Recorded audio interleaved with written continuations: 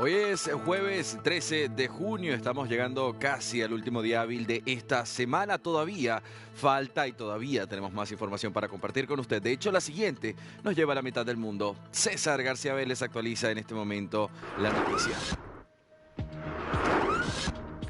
Gracias, Andy. Una noticia muy importante de cara a lo que va a pasar el día de mañana en la Asamblea Nacional y probablemente el lunes en una audiencia de vinculación alrededor de la vicepresidencia. DNews ha tenido a la vicepresidenta, hemos hablado con el abogado de la vicepresidenta y hoy en exclusiva vamos a conversar con el abogado del denunciante de Rommel P., quien es la víctima en este caso de supuesto diezmo o tráfico de influencias que pasaría a ser concusión si se involucra a la vicepresidenta. Así que mucha atención, está conmigo David Mesa, el abogado de Rommel P. Gracias, David, primero por esta entrevista. Quisiera comenzar conversando contigo sobre temas claves. ¿Hay suficientes pruebas para poder involucrar a tu criterio y formular cargos a la vicepresidenta? Buenas tardes, muchísimas gracias por la entrevista. Primero que todo, nosotros no habíamos salido en medios de comunicación porque queríamos apartarnos del contexto político del tema, cómo se ha venido manejando. Sin embargo, como el discurso que se ha tratado de imponer en el medio es que todo es forjado, que no existen evidencias, hemos decidido junto con mi cliente poder exponer cuáles son los elementos de convicción que se encuentran ya en el expediente fiscal. A ver, lo que tienen que entender es primero que la relación con Rommel Pérez no nace del 30 de noviembre donde empieza a ser funcionario público, nace desde una relación contractual de community manager desde cuando ella estaba candidata a alcaldesa de la ciudad de Cuenca. Posterior a esto, en el mes de octubre, le solicitan que trabaje ad honorem con el ofrecimiento de que una vez que ella se posesione como vicepresidenta, obtenga un cargo. Cargo que sí se dio el 30 de noviembre, que efectivamente suscribió la acción de personal el secretario general, el señor Marco Polo Molina, y él, cuando se le preguntó quién le ordenó que ingrese el señor Rommel Pérez, claramente afirmó que fue la vicepresidenta de la República. Es el primer elemento de convicción. Segundo elemento de convicción es algo que mi cliente consignó a la Fiscalía General en copia simple, el cual es un chat en el cual la señora vicepresidenta le manifiesta que hable con Dani para llegar a un acuerdo y que conozca la propuesta y ver si está él contento con esa propuesta y poder seguir avanzando. Esta reunión con Dani, que es el señor Daniel Redrobán, que es un asesor político que fungía como asesor de la vicepresidenta, pero en la investigación se demostró que nunca fue funcionario público. Sí tuvieron una reunión junto con el señor Sebastián Barreiro y mi cliente, el señor Rommel Pérez, en el cual se le manifestó y exigió que el sueldo de él de $3,247 tenía que ser entregado $2,000 en efectivo a ellos cada mes por el cargo. Posteriormente, hasta una negociación vergonzosa, el señor Rommel les manifestó que no les alcanzaba para vivir $800 y dejaron, por decirlo entre comillas, la tarifa por el cargo o la exigencia en $1,300. Ahora, David, y sin ser abogado voy a utilizar la lógica aquí y te quiero preguntar, ¿qué pasa si Barreiro, el hijo de la vicepresidenta, y este asesor de ella o el coordinador de la vicepresidencia dicen actuaron a título propio sin que ella sepa? ¿Hay alguna prueba directamente hacia ella? A ver, yo creo que para una formulación de cargos y para que me entienda el público, no necesitas tener pruebas directas, sino elementos indiciarios. Es decir, que te pueda hacer presumir que tal vez existe un delito. ¿Cuál es ese?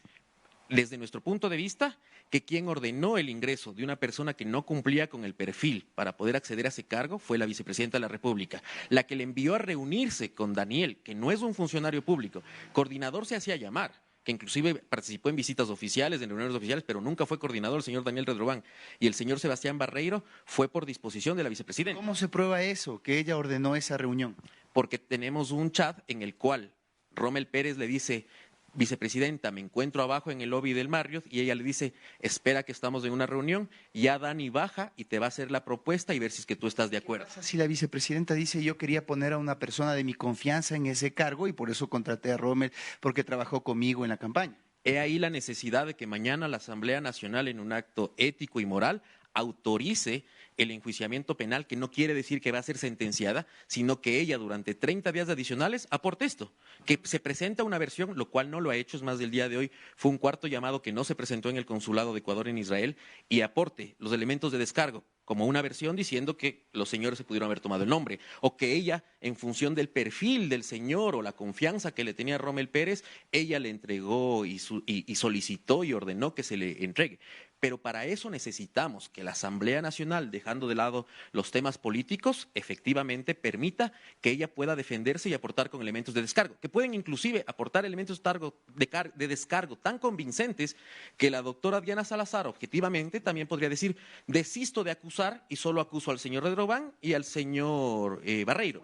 Quiero hacer un paréntesis antes de avanzar al tema de la Asamblea sobre Sebastián Barreiro. ¿Todo está probado según ustedes? ¿Hay pruebas suficientes para saber que él fue el que se prestó para poder negociar este puesto a cambio de un porcentaje del sueldo?